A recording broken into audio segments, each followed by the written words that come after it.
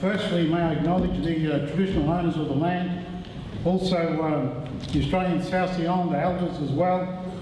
Can I also greatly acknowledge the visitors that we have here today who have travelled here from the islands. It's truly beautiful to see you. Can I give just a brief perspective on how I see your time here with us?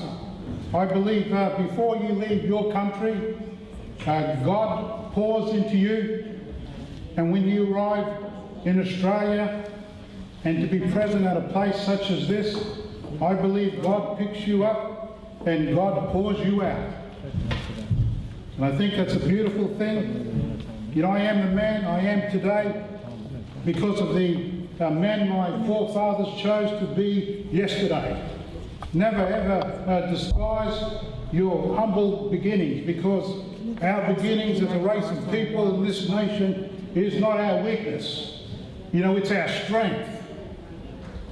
In 2011, we were fortunate enough as a Bundaberg group to win a particular project, and I called it Learning Together to Make Your Situation Better. It was the first Australian South Sea Island equivalency of staff development.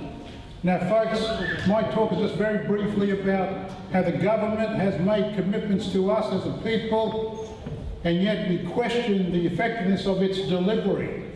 In that particular project, 155 participants took place in attending deliveries that I conducted: Bundaberg, Rockhampton, Mackay, Townsville, Gold Coast, Brisbane, Toowoomba, Ipswich. We had representatives from government departments, community-based organisations and agencies.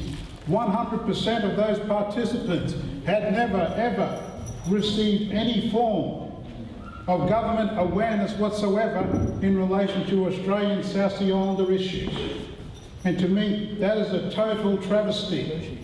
This morning we heard government representatives talk about the year 2000 recognition statement, which was all about the government acknowledging South Sea Islander people as a cultural distinct group. It was about acknowledging the history of the people. It was about acknowledging the harsh treatment and injustices traditionally of our people. It was about acknowledging that we are, according to historical literature and still today, the forgotten people of this nation. It was about highlighting the disadvantages that we face today as a group. And then it ended with the government's commitment to bring change through action. July 2001, we know that the 2001 action plan was introduced. It contained 5 main points. The first point had to do with South Sea Islanders gaining better access to government services. The second was for government services themselves to obtain a better understanding of the issues that affect and impact Australian South Sea Islanders. The third was to do with building infrastructure so that we may better aid and abet the social inclusion status of the people. The fourth and the fifth is what's known as conjunctive.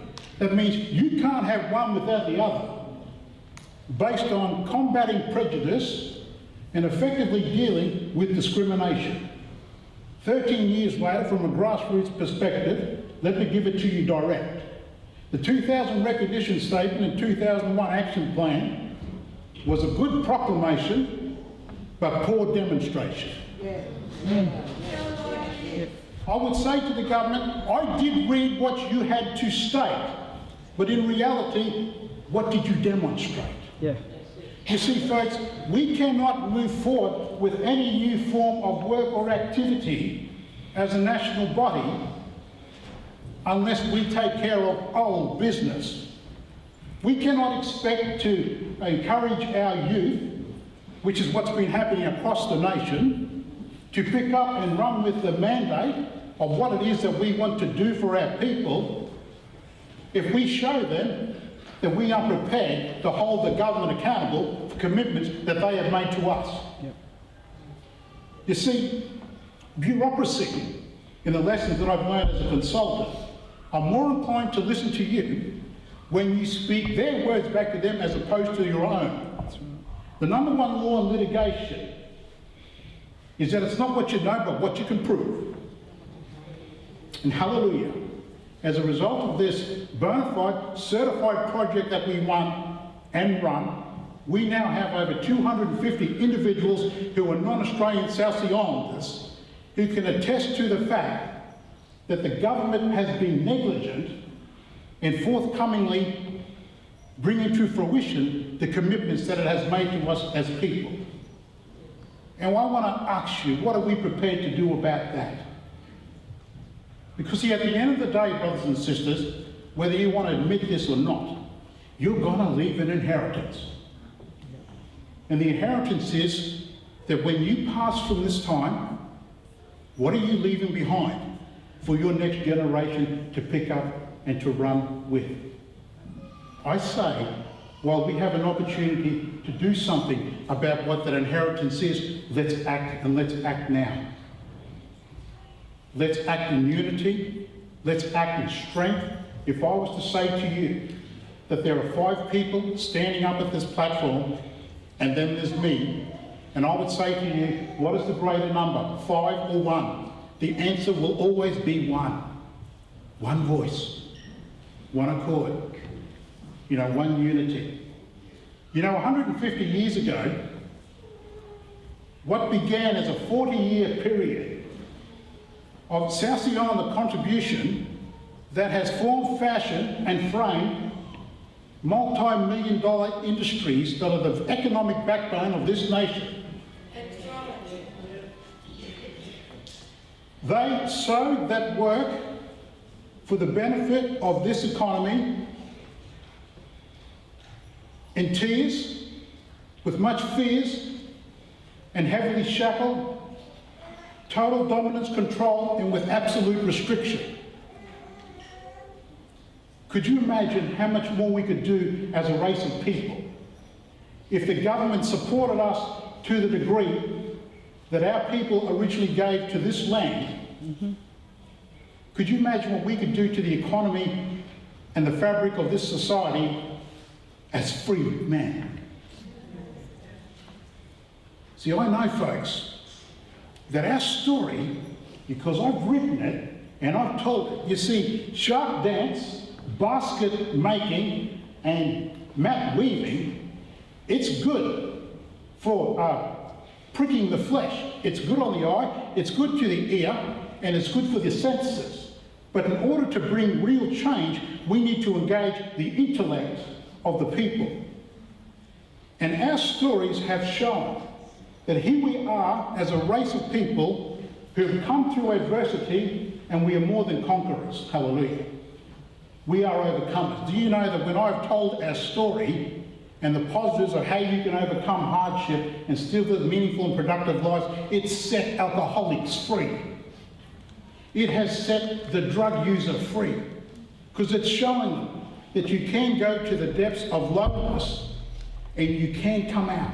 You see, some people can relate to textbook teachings, but most people relate to humanistic experience. What about the experience of the Australian South Sea Islander? I'll tell you something, brothers, and I'm going to close with this, because I've got a Pentecostal background. I could speak for hours.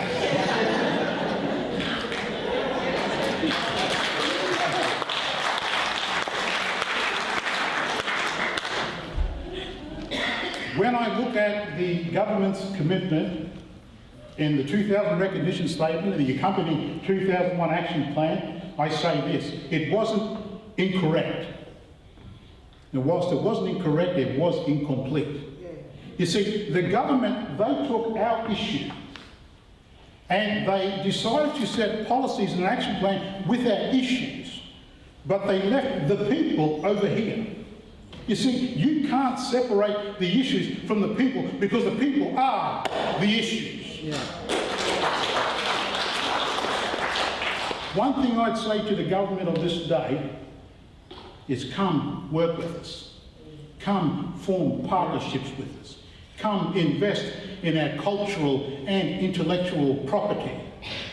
I would say this: in a couple of days' time, as a nation, we stop to watch the Melbourne Cup They say it's a race that stops a nation. Well, let me finish on a little punter's turn. Government, come and invest in us. Come and take a punt on us. You know, you will get good returns because we're good things. You know, bless God, we are specials. Don't ever forget your humble beginning, brothers and sisters, because that's our strength. I'm humbled to speak here today. Pastor Ray.